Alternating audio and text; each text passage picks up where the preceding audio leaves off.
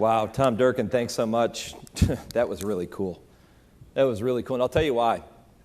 Tom knows this. He's probably the only person right now that knows this except for my close friends, but I grew up in western Massachusetts. I was about an hour from Saratoga, and because of that, we would get the replay show of the New York races every single night into our house, and of course, Tom Durkin was the man calling those races. That's what I grew up with. So I grew up wanting to be a race caller. And I had two idols as a kid. I had Greg Nettles of the New York Yankees, and I had Tom Durkin. And I can remember the first time I had the chance to meet Tom in 2007 at Belmont Park. It was the first time I met him in his announcer's booth. We had just gotten the rights to broadcast the Belmont Stakes. It was our first ever national broadcast. And if you've ever been to Belmont and been to the announcer's booth, you go up an elevator, down a long hallway, and eventually you get to the announcer's booth. It was probably one of the longest walks of my entire life, because I'm thinking, I'm going to meet my idol. And I'm trying to think, what am I going to say to Tom Durkin that's not going to make me sound stupid? And I'm thinking about that the whole way up there, and I said, I'm just going to be honest with Tom. So we made a little small talk, and then I finally came out with it, and I said, Tom, I have to tell you. He doesn't know this, but I said, Tom, you're my idol. And Tom looked at me without missing a beat, and Tom said, well, Michael, you may want to set your bar a bit higher. And I've never forgotten that. It was typical Tom Durkin. I didn't tell him I used to jog to his race calls in my headset and all that, but yeah, that wasn't very good either. Pretty cool stuff, though. You think back on what Tom just mentioned and what this panel is all about, and I became hooked on the sport in 1989. When I went to Saratoga, it was the Travers Stakes. Easy Goer won the Travers that year. And I stood by the rail. I think I had $2 across the board. He paid like $2.10 to win. I made like 50 cents, and I was hooked on the sport for life. And that's all it took from me. And there was a gentleman in New York years ago by the name of Harvey Pack who used to host the replay show. And he would always say, once you cash your first $2 winner, we've got you for life. And he's absolutely right, because they had me for life. And I was absolutely hooked. And I'm sure each of you have your own story as to why you want to be involved in this sport, why you want to own racehorses. And there's so many things to consider. You heard several panels yesterday. Today we're going to talk about care and aftercare of the horse, and we're going to hear from those who are involved with equine research and the people and the organizations that take care of not only the equine athletes, but some of the human athletes or human individuals that are involved with working with those athletes in our sport.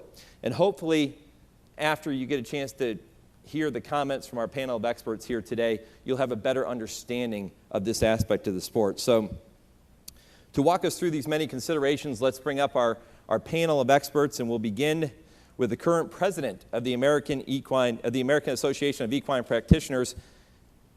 He is a member of numerous committees for the AAEP. In addition, he has served on the Grayson Jockey Club Research Committee and currently serves on the University of California Davis Intramural Grant Research Committee and on the boards of the Southern California Equine Foundation, RMTC, and Equine Health and Safety Advisory Board. He is a racetrack practitioner and a partner in Von Blücher, Blea, Hunkin, Inc., a veterinarian thoroughbred practice in Southern California. Please join me in welcoming Dr. Jeff Blea.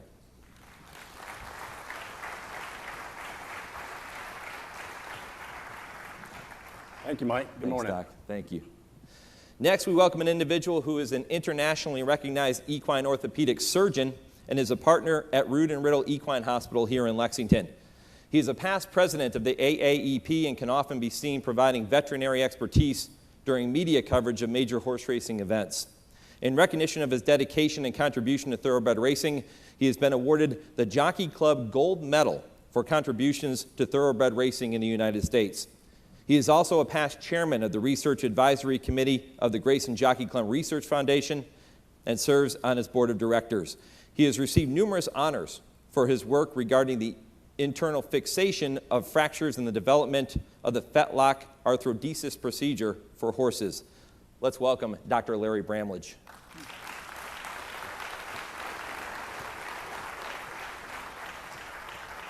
Thanks, Mike. Hey, Doc. Up next, she is the executive director of the Thoroughbred Charities of America, a nonprofit organization that provides grants to charities that work to provide a better life for thoroughbred athletes and the people who work with them.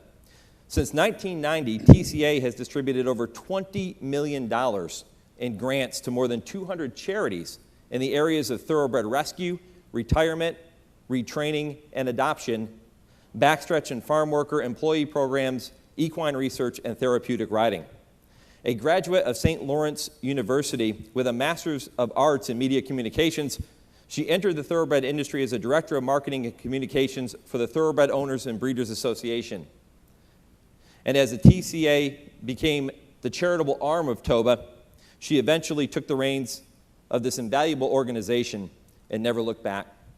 She also serves on the board of directors of the Thoroughbred Aftercare Alliance. Please help me in welcoming Erin Crady.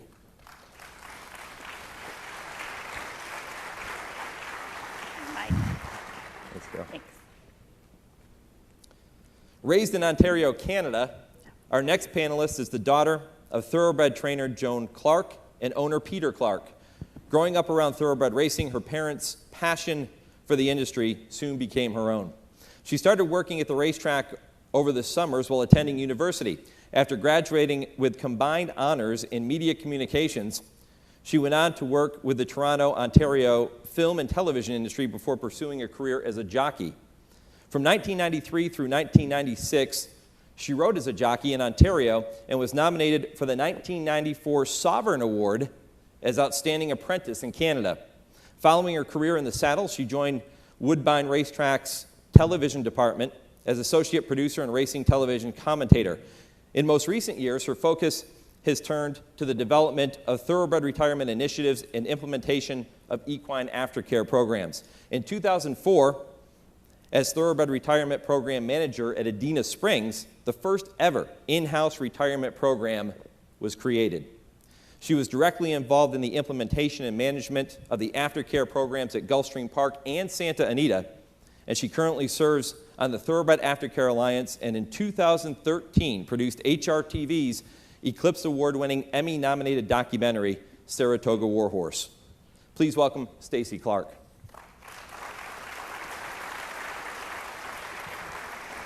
Thanks, Stacy. Our next panelist is the Executive Director of the Jockey Club's Safety Net Foundation, a charitable trust that provides financial assistance to those in need in the thoroughbred industry. Since 1985, the foundation has given over $14 million in support to backstretch workers and their families, farm workers, jockeys, office personnel, and various racetrack chaplains. She also serves as Vice President of Development for Grayson Jockey Club Research Foundation, a leading private source of equine medical research funding in the nation. Before joining the Jockey Club, she spent 8 years at the New York Racing Association. She is the recipient of the Red Smith Good Guy Award from the New York Turf Riders Association for her humanitarian efforts with the thoroughbred industry, and the Award of Excellence from the Racetrack Chaplaincy of America for faithfully supporting the mission of RTCA to provide with excellence for the spiritual, emotional, physical, and social and educational needs of horse racing's workforce. Give a warm welcome to Miss Nancy Kelly.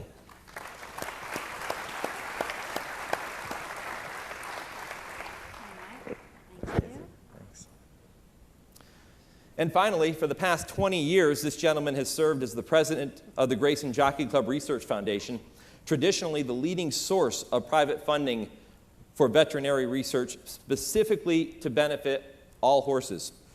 The foundation typically funds 15 to 18 projects at various universities, providing $1 million in support annually. Prior to joining the foundation, he was a journalist covering racing for more than 30 years, primarily with the Blood Horse, where he served as managing editor and then editor-in-chief. He is the author of 19 books on thoroughbred racing. A native of Welsh, West Virginia, he attended the University of Florida and University of Kentucky before serving as a second lieutenant in the U.S. Army Reserve. He's a past president of the Thoroughbred Club of America and is currently a vice president of the National Museum of Racing and Hall of Fame, as well as president of the American Academy of Equine Art. Join me in welcoming Mr. Ed Bowen.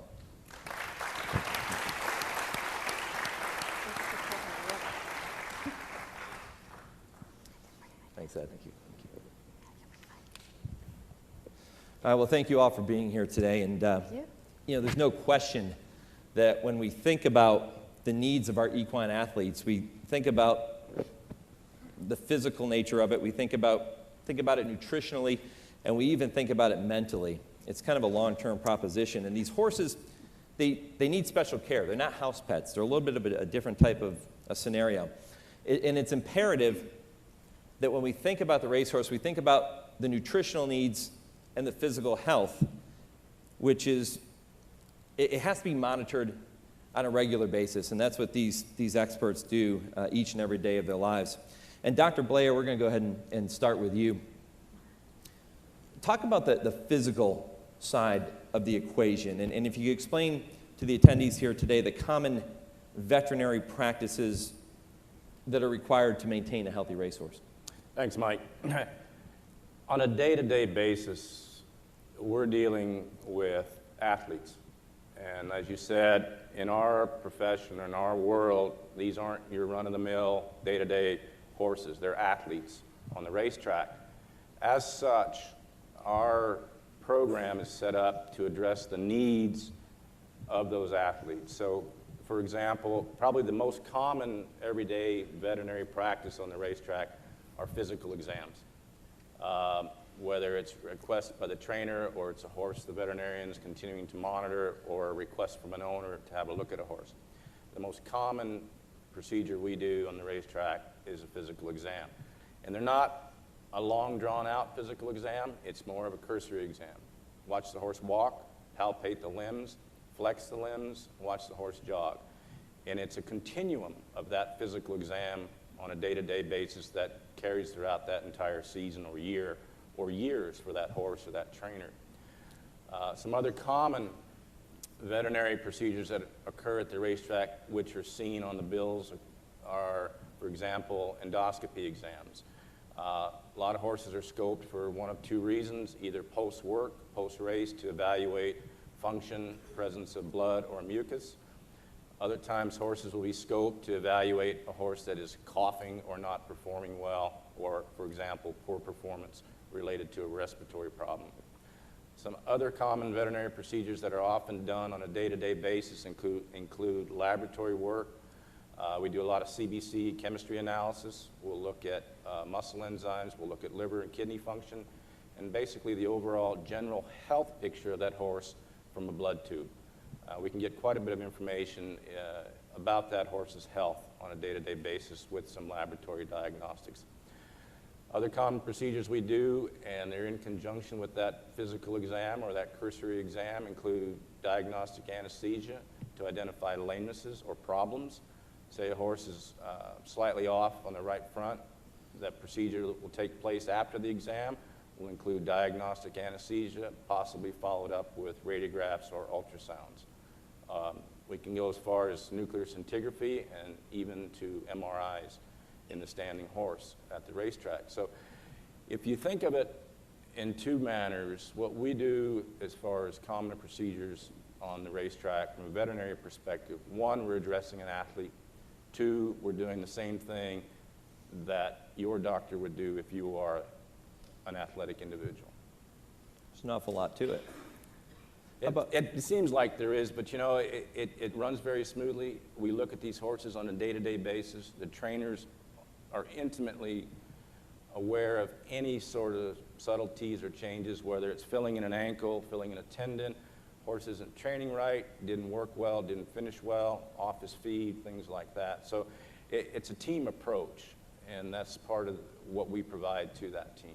How about the nutritional aspect of it? What role does nutrition play in the life of an equine athlete, and what role does the veterinarian play in the nutrition of those horses? Nutrition is a key component to the racehorse. If you go to the gym, go to 24-Hour Fitness, you see all those products on the side, muscle milk and protein builder, what have you. Those are all great, but if you boil it down to basics, and one, you're feeding a horse. Two, you're feeding an athlete. So both of those subsets have specific requirements. As an athlete, you're going to have an increased requirement for carbohydrates, protein, minerals, things like that. So you have to address those needs, not only that individual as a horse, but that individual as an athlete. What their age is, what level of training they're in, how much exercise they're doing. You feed a horse differently coming off the farm into training versus one that's getting close to running. As far as our role in nutrition, I would say it's minimal for two reasons. One, I think a lot of the nutritional products out there, specifically grains, are pretty well-made, comprehensive products. And it's not one size fits all. The second important part to that is the trainer. Trainers are good horsemen. They know how to feed a horse. And they'll look at that horse and say, she's getting a little bit light, Doc, what do you think? No, he's getting a little bit heavy. We need to cut him back a little bit. We need to take him off alfalfa, things like that. Good hays, good timothy, good alfalfa, good grass hay is critical. Horses are grazers. They could eat at all times. The only other role that we play, I think, in nutrition is when we start seeing a problem with an increased number of colics in a barn. We'll look at that from a nutritional standpoint. How often are you feeding him? What are you feeding him? What's changed? And we'll get involved with that to try to solve the problem. And back to our day-to-day exams to nutrition, our role is to solve problems for the trainer and for the owner. How about the trainers? Do you find that most trainers will follow the same nutrition practices with their horses in training, or are there some differences there? There's differences. By and large, the majority of them are the same. In my area, Southern California, the majority of them are the same. The exception being, you'll see some trainers who will go the route of excessive supplements. And I call it excessive because I don't think they're always necessary. And when you start adding a lot of those supplements, you start seeing some problems on occasion. Not everything is bad for the horse, but not everything is good for the horse.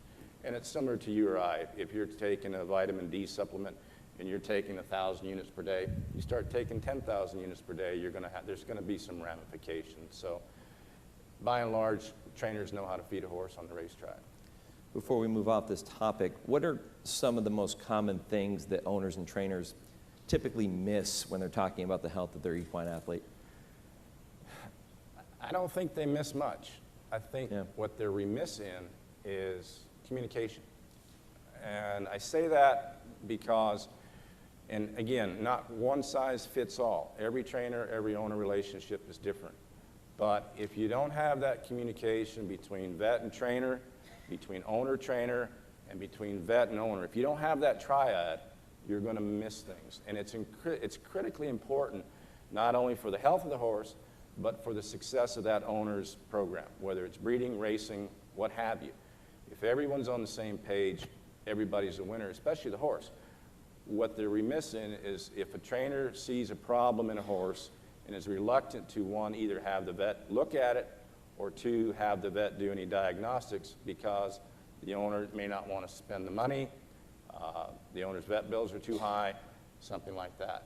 By the same token, if the owner doesn't relay to his trainer his risk tolerance, that trainer doesn't have the ability to do their job.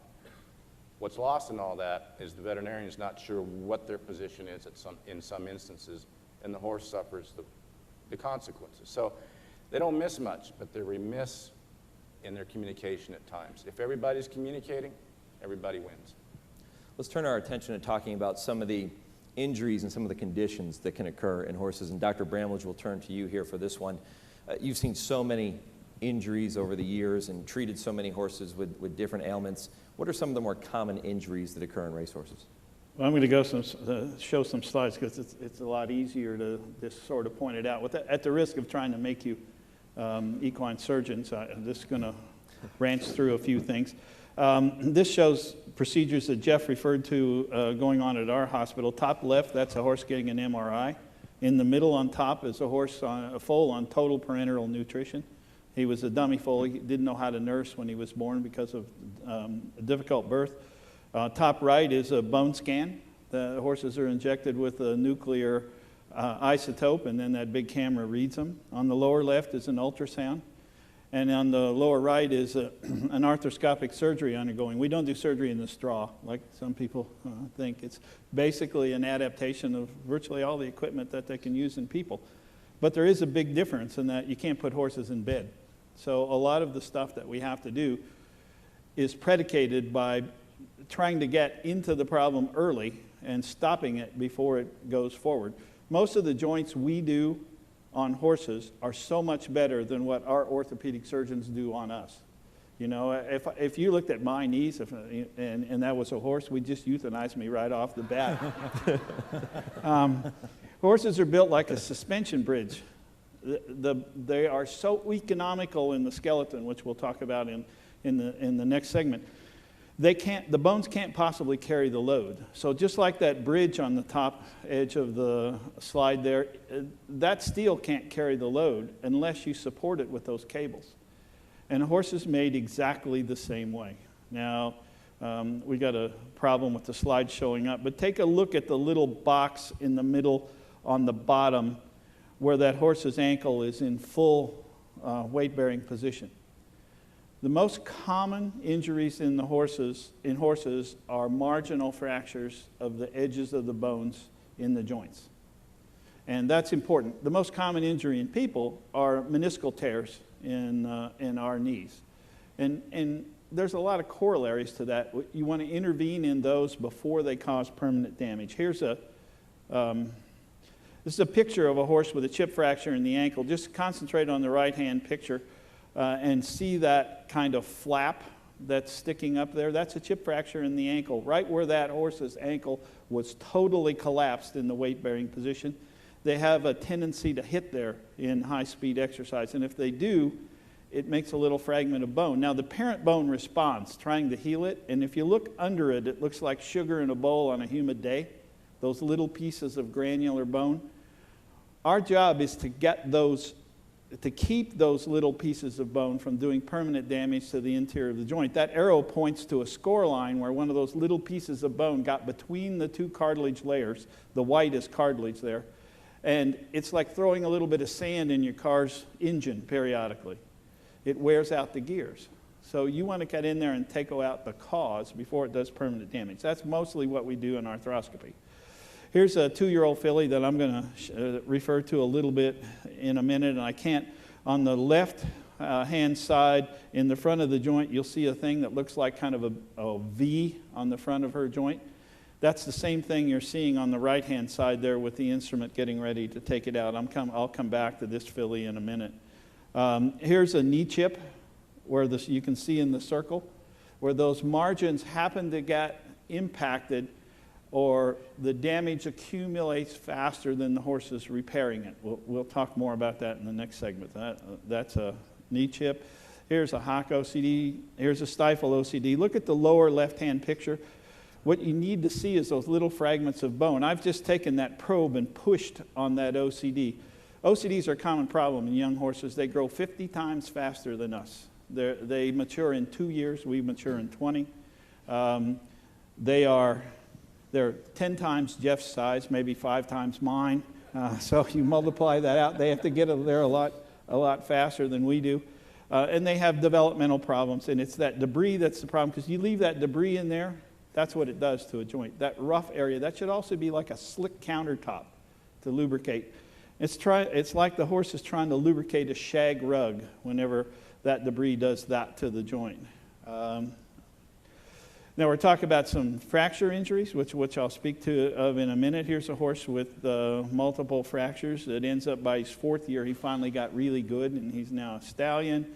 But to give you some additional pictures, here's maybe my favorite horse of my entire career. We'll see her again a little bit later. It's Personal Ensign, and that's the fracture she had. Sometimes we have to go all the way to putting plates in to stabilize fractures. In this instance, this is a horse, Mike referred to the fetlock arthrodesis. That suspension bridge will sometimes break down. If you look at the middle picture, you'll see those bones are split in half. That disables the suspension bridge. And so sometimes we have to do a surgery that actually eliminates the need for a joint. So we can do lots of things in horses, but we can't put them in bed. And our whole goal is Jeff looks at the horses every day to see what's starting to go wrong. Once they establish that a joint is starting to get in trouble, he sends them to us, and our job is to stop that process before the joint wears out. So that's the whole crux of treating racehorses, is we take care of their skeleton. Their skeletons, that's what I do as an orthopedic surgeon. Their skeletons are most vulnerable organ system. And we'll come back to that in a little bit. That was really informative. And you know, one other topic that tends to come up when we talk about injuries and we talk about preventing injuries in the sport is the amount of time that a racehorse should have in between his races. From what you've seen, is there an optimal time frame, be it 4, 5, 6 weeks, that a horse should get in between races? And I'll ask a part 2 to this question. Is there a guideline that new owners can follow that would help them determine that? We need to change our level of thinking here a little bit in order to answer this question, in that we're not talking so much about distance between 2 races. What we're worried about is accumulated wear and tear over a period of time. And this graph on the lower, on this slide, it kind of breaks down the horse into several parts, but roughly they have 275 pounds worth of skeleton that has to carry them around the racetrack. The reason they're so good is that skeleton is no bigger than it has to be. And how they get to that is just an amazing thing. It keeps me interested every day in my job now, even after 39 years.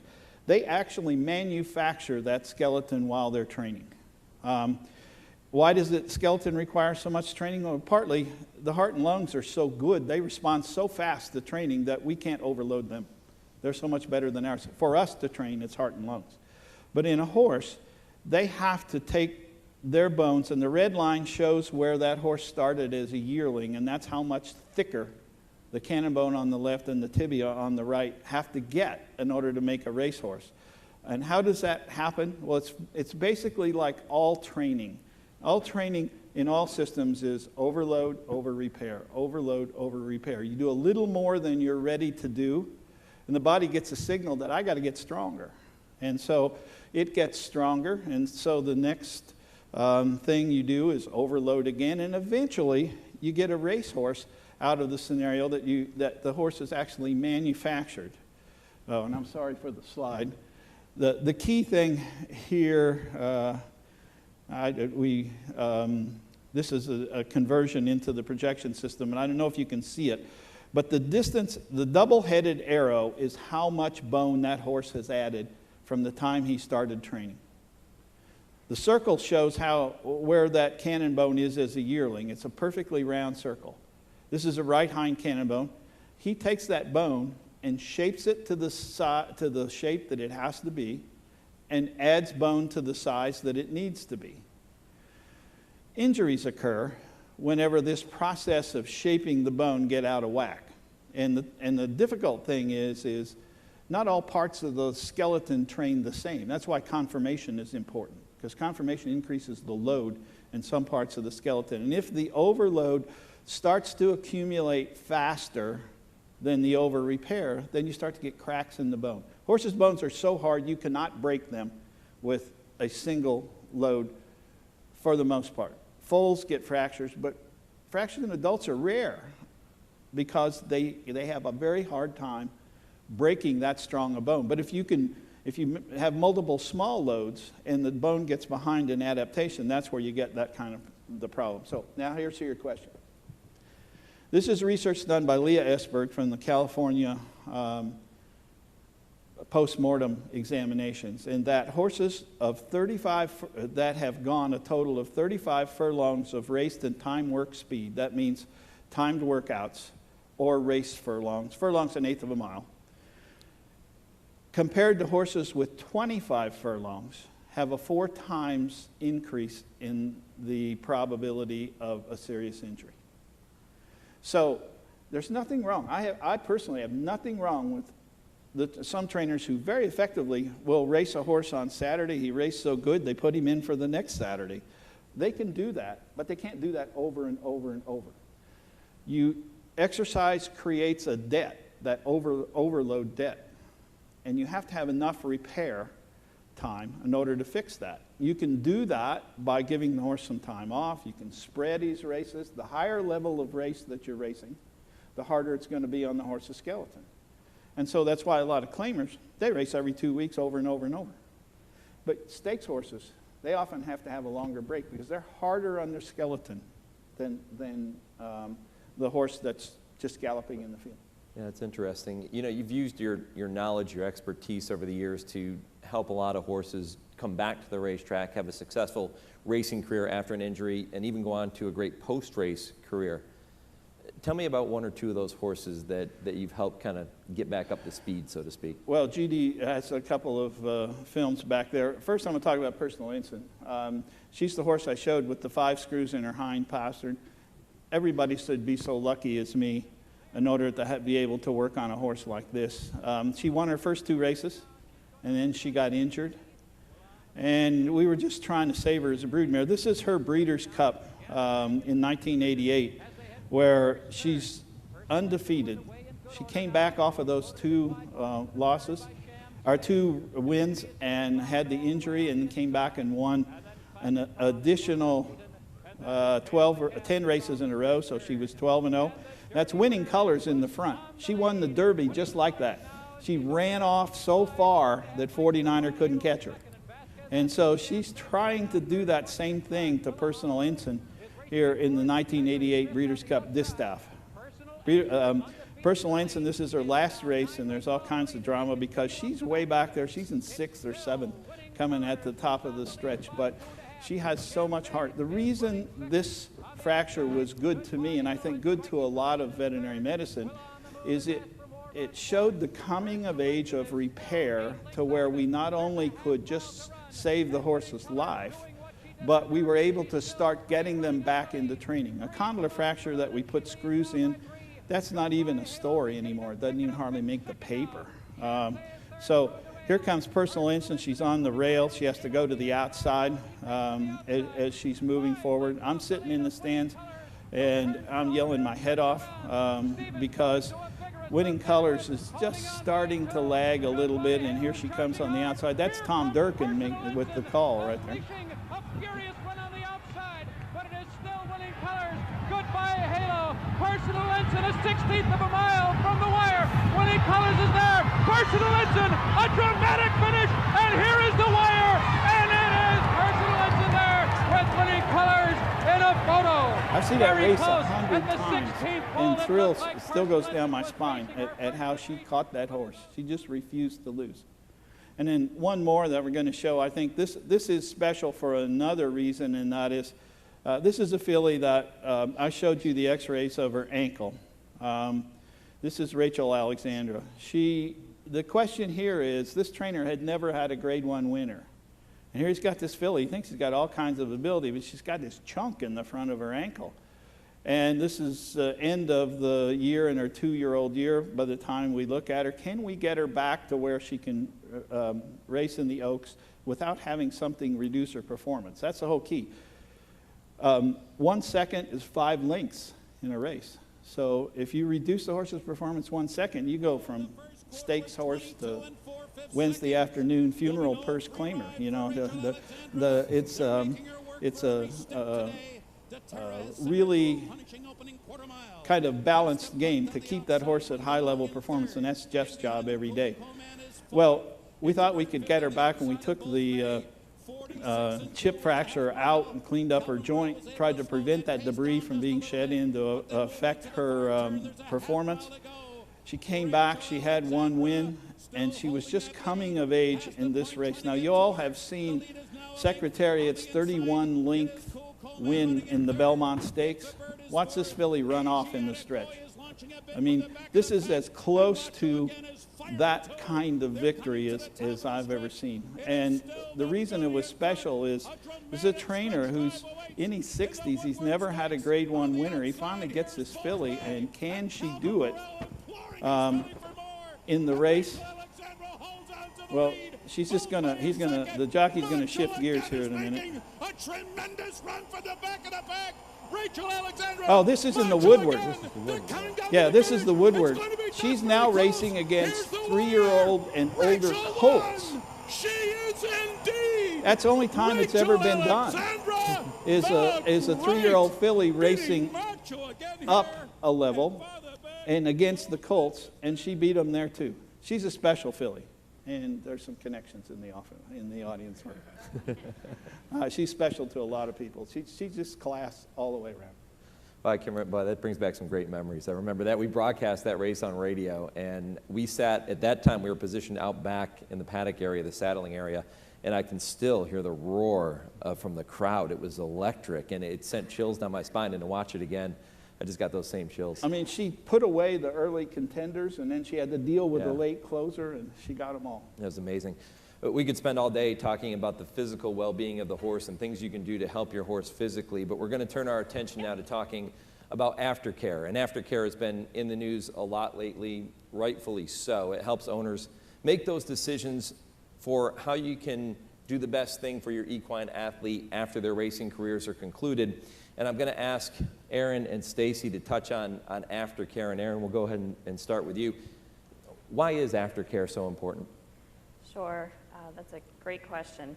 And on the screen here, I've displayed some information about Thoroughbred Charities of America, including our mission, a little bit about what it is we do. But essentially, nearly 25 years ago, TCA's founders realized the importance of thoroughbred aftercare. So for almost the last quarter of a century, TCA has worked to assist organizations that rehabilitate, retrain, retire, and adopt out thoroughbreds because aftercare is so important. So there are really, in my opinion, 3 reasons why it is of primary importance. Firstly, it's our responsibility as owners of these horses to provide for them when their days on the track are over. We are their owners, we are their protectors, their stewards, their guardians, and therefore we are responsible for them. Secondly, and this is maybe from a more philosophical perspective, it's the right thing to do. Thirdly, aftercare is important because it's good for racing, and it's important for racing. So overall, I mean, aftercare is important because everyone wins. Owners win, the racing industry wins, but most importantly, the horse wins. All right, so as an owner then, Stacy, I'll let you take this one. How do we know it's the right time to retire our horse? And if any of the other panelists want to take it after you, we can have them comment as well. Yeah, Mike, there's a lot of variables that, make you think, okay, it's time. They could have a case of the slows. We had people talk about that yesterday. I mean, that happens. Or they have a breathing problem that just doesn't work even after having a throat surgery. But sometimes it's, they've done enough. Some horses have had a great career. They've made a lot of money. There's no sense dropping them in. And an owner says, they've been good to me. I'm going to be good to them.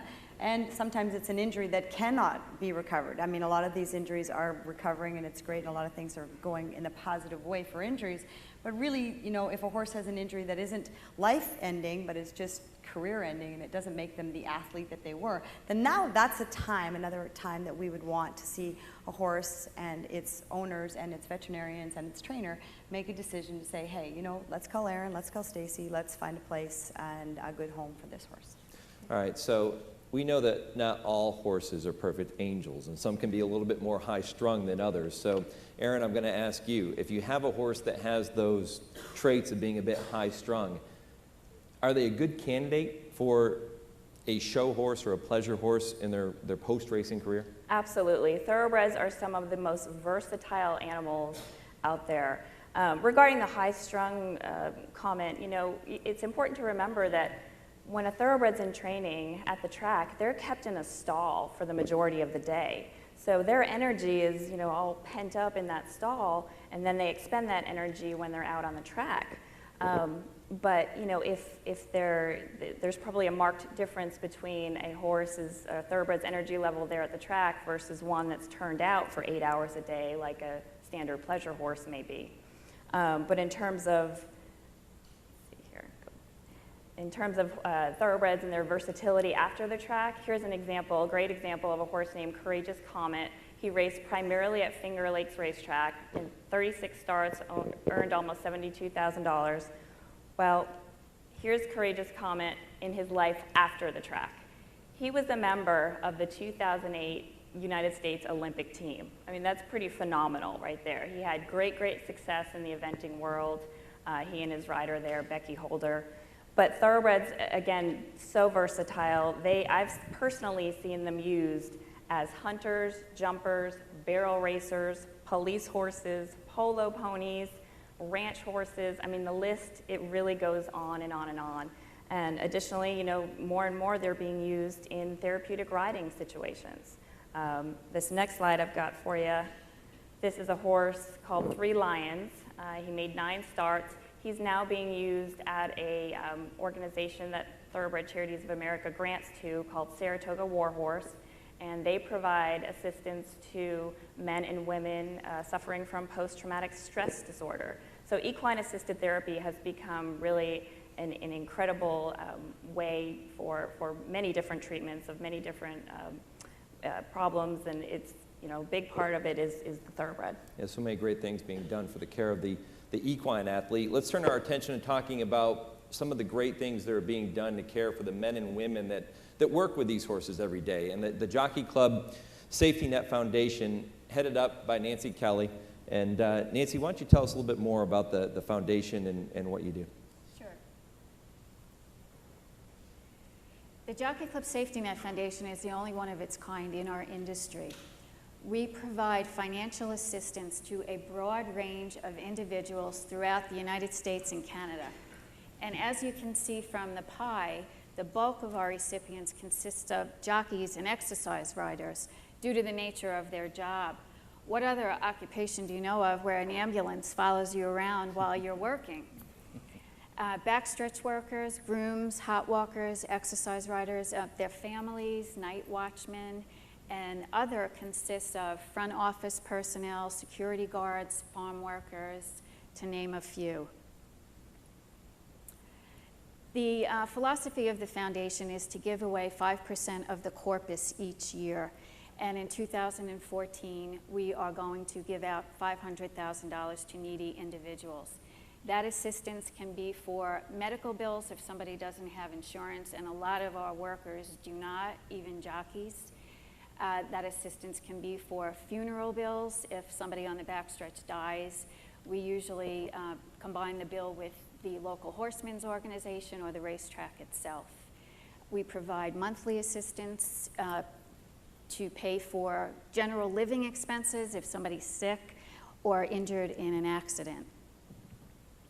We have one fundraising event a year, and that's in Saratoga. It's very well attended by ladies in the thoroughbred industry, as well as the local Saratoga organizations.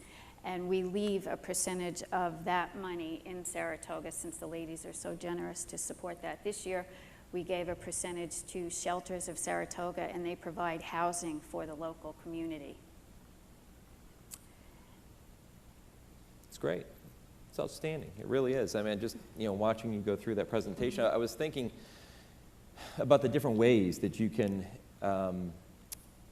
gain support for the program and how owners might be able to help out. You mentioned the one fundraiser, but there has to be ways that people can help you in supporting these endeavors.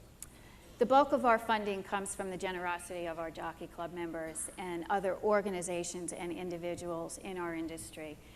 Anybody can contribute online, send a straight donation to us. We do a lot of work with the racetrack chaplains. They know everything that's going on in the backstretch. So we work very closely with them. We fund a lot of food drives, clothing drives throughout the racetracks. Because we're located in New York, we do a lot of work with the chaplain at Aqueduct, Belmont, and Saratoga. We help give out turkeys at Thanksgiving.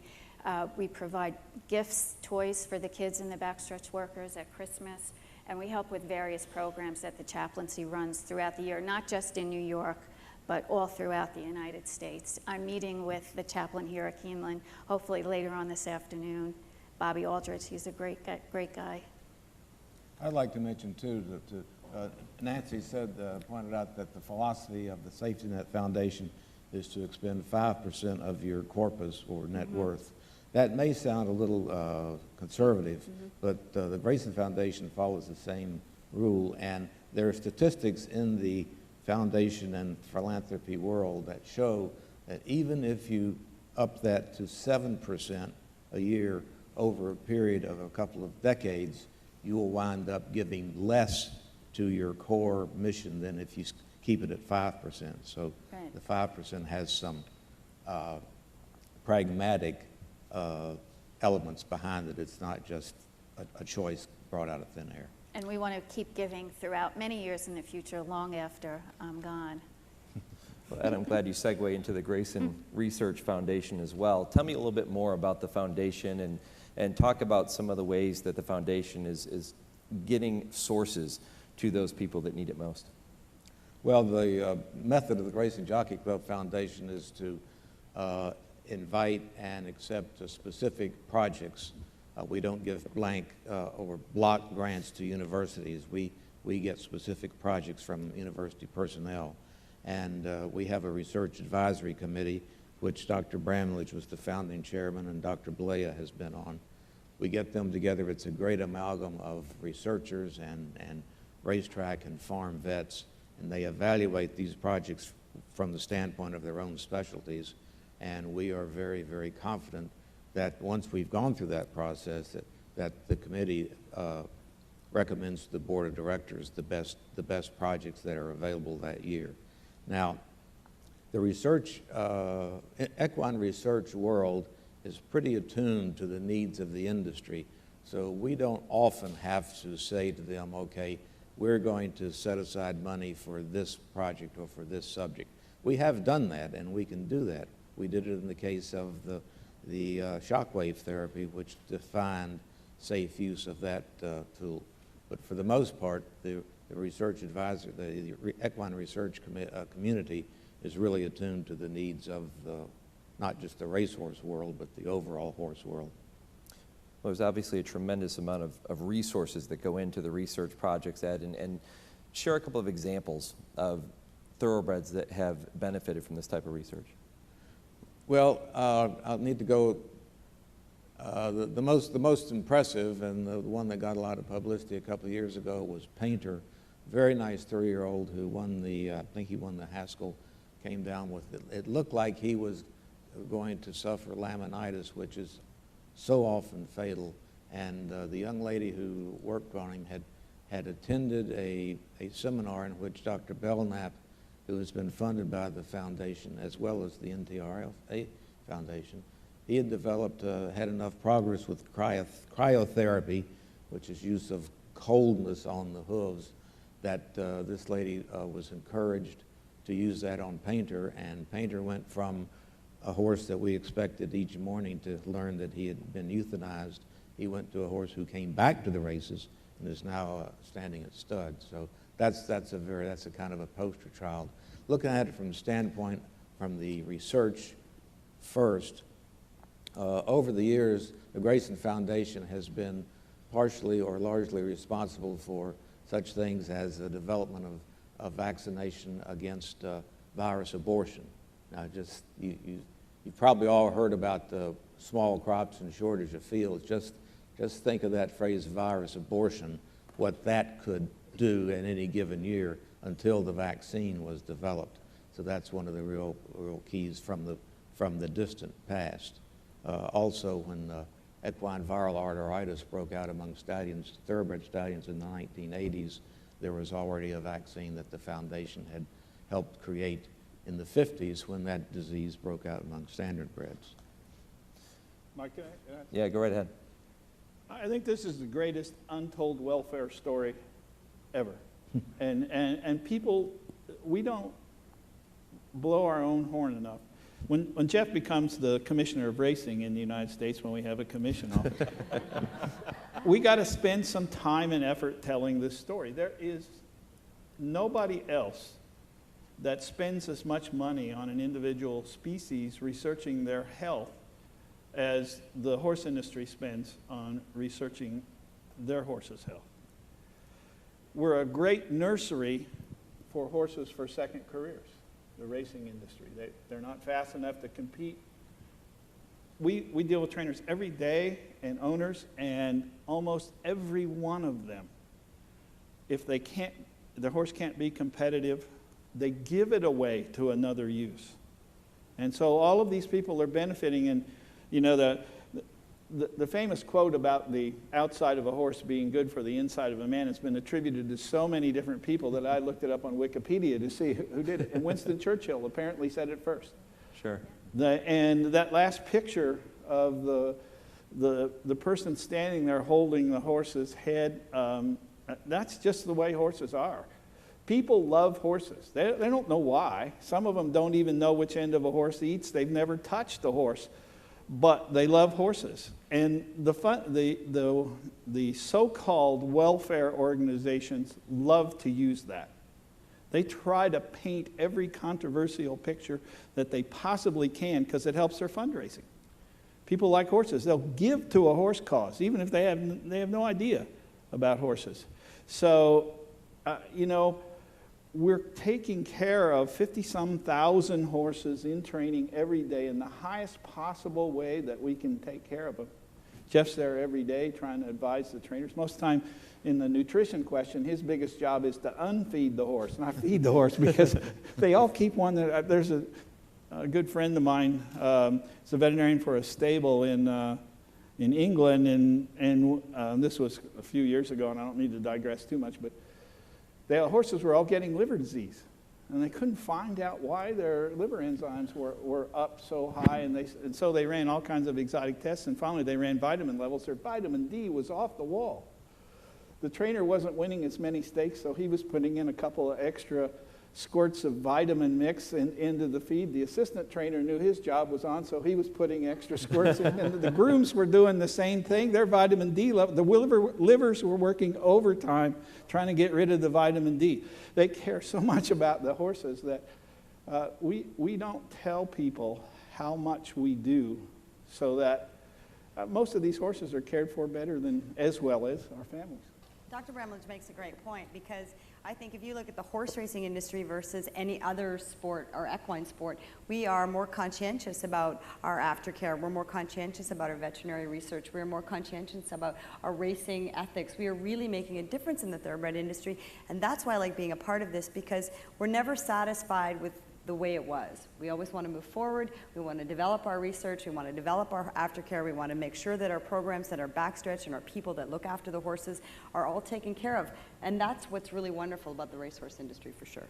All right, go right ahead. One thing you'll come to recognize if you do get into the game, which I hope you do, and I hope you'll be very circumspect about how you support various charities. There are a lot of them.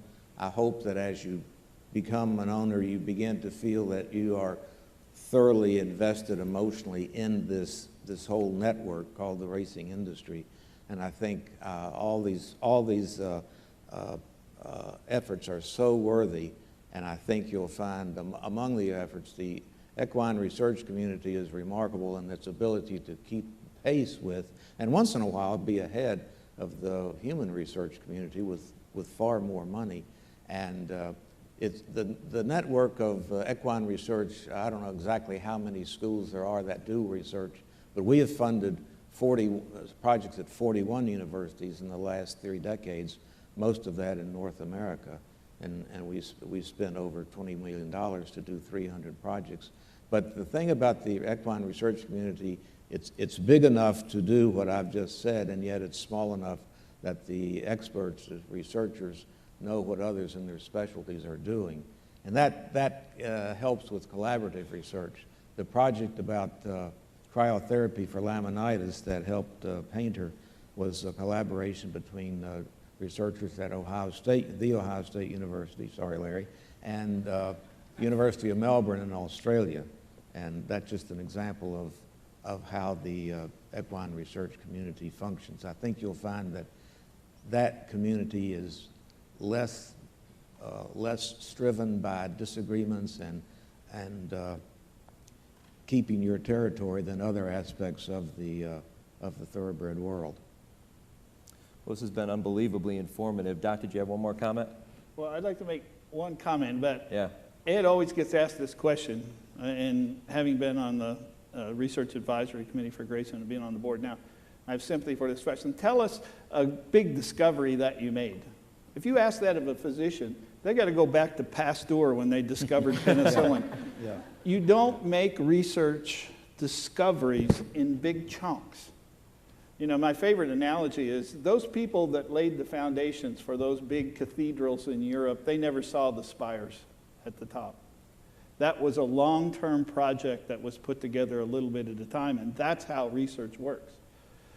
You have to lay the groundwork for knowing what the disease is so that when viral abortion turns into herpes myelitis, which is the neurologic form of the disease that's been around for the last few years, and that can shut down a racetrack, a horse show event, any movement of horses because of the amount of regulation that it requires to control the epidemic. It's not as bad as Ebola, but it's sort of in that kind of context. And that's how research is made, and that's where the government gives the horse industry no money for research. They pour money into the NIH, but we do it all ourselves. And we don't say that often enough. And a lot of times there are steps that, while it's not the invention of Louis Pasteur. Louis Pasteur was on a Grayson Foundation grant, by the way. You may not know that. You may not know that. If we had been sharper, we could have made a lot of money on that. But anyway, there was a project recently that the paper isn't even out yet that the researcher had an idea that a certain procedure would be good against protecting foals from pneumonia. And if you get into horse racing, you're probably going to get into breeding, so you'll learn about rhodococcus, which creates foal pneumonia. The idea he had was to use a substance instead of what's being used now. His substance didn't turn out to be better, but it turned out to be as good. Now that will be very important because the rhodococcus is gradually going to become resistant to the present treatment. So when that happens, we've got another treatment sitting in the corner there ready to go. That's an unusual insight into how science occasionally works, but it's an example of how something that doesn't get you a headline does move the process forward. And I would also like to say one of the efforts of the foundation that we believe in thoroughly is what we started calling it continuing education, but trainers kind of took offense at that, so we're calling it advanced horsemanship. And and we're developing a program that we will be able to provide free curricula to trainers through any organization. Now, this is a little off our subject, but I would like you to consider, when you think back of what you were told yesterday about the relationship between the trainer and the owner, I would recommend that you kind of subtly find out if that trainer is curious, if his veterinarian is curious, and if they're going to be amenable to new things that come along. Larry's organization, Dr. Blair's organization, the AAEP, that stands for American Association of Equine Practitioners. There are thousands of them, and the proceedings book at their annual convention is a mine of information. And I think it would behoove you to have a sense that your trainer and your veterinarian keeps up with new stuff. The veterinarian, through the peer-reviewed papers, that any project we fund, we require that it result in a peer-reviewed paper. So that's just one more element of the relationship of the trainer and the owner.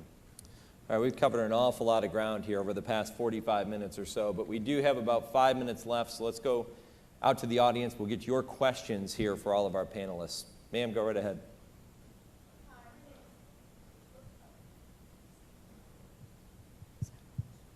My name is Deborah Rush. I'm a small breeder in Pennsylvania that has been in the business for about 15 years. My question, and one of the major reasons I'm here today for this particular group, is that we've listened to the top people in this business, just like you guys are the top in what you do. But there are not a lot, there are some unsavory people in the business, and some unsavory owners who just run and run and run your horses, which especially you three know about. I had a horse that sold very poorly, but he went on to make a lot of money for people, and then he started dropping down and claiming races. And like many breeders, I get, notifications on my iPad as to where the horses are racing and what kind of races they're in. When they get into $5,000 claiming races, I start getting worried, and I'll call the tracks. They're surprised sometimes that I call, and I say I need to get a hold of this trainer. They don't usually have like email published or anything, so there's no way directly to get to them. And this one horse, I called my trainer and said, please, can you tell somebody at Penn that I need to find this, that I'll do anything for this horse. He's going into a place an area that doesn't look good, and I don't want him to disappear. And I asked people over and over again to get hold of this particular trainer. The horse disappeared. And when finally somebody said, well, he died during colic surgery. Well, he was running for $5,000 in colic surgeries, $3,000. So I don't think he died during colic surgery.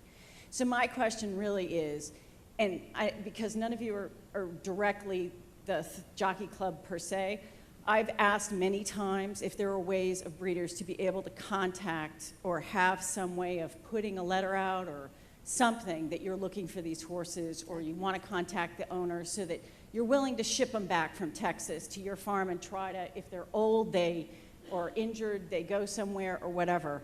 But I've been told confidentiality is an issue, that they don't want to, release owners' names. You can try to contact the trainer at whatever small track this horse is running in or stuff. But basically, I've hit a wall, and I know there are a number of people, especially Niall Brennan's wife, tries to track all the 2-year-olds that go through her thing, and that's been, there have been articles published on that.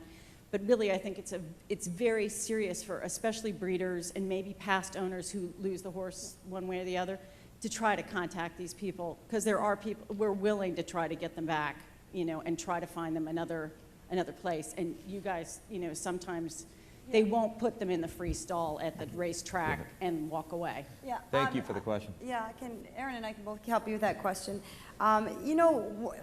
We like to say it's an owner's responsibility and it's an industry responsibility looking after our racehorses. It's a long process, especially if you sell a horse that was X amount high and then it goes through the claiming ranks and it goes to a process.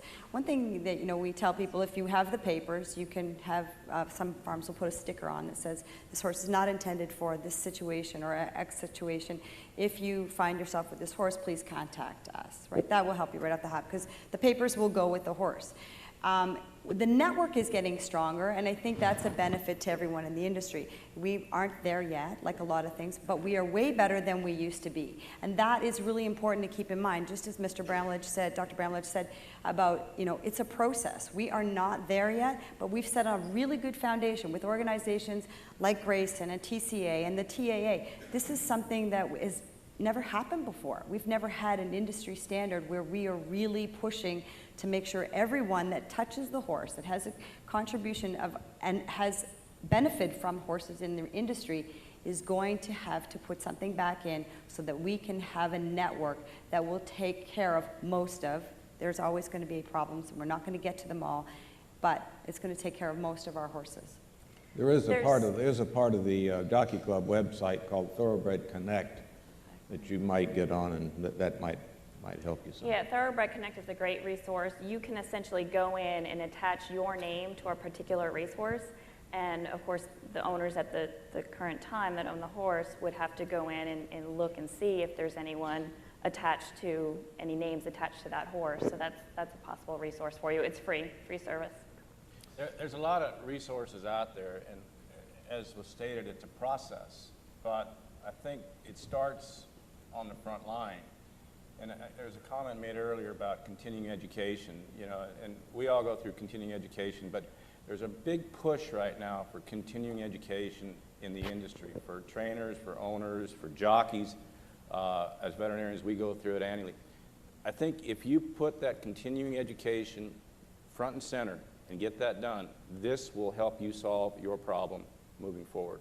Because if you educate those trainers as to what happens and what's going on, and you educate those owners, I think it all comes together with the resources and the network that's already in place. Sir, I know you did have a question here. We're out of time. I'd invite you to come up, talk with our panelists afterwards, and go ahead and have them answer your question at that time. Thank you very much. Folks, thanks. I hope you enjoyed this panel.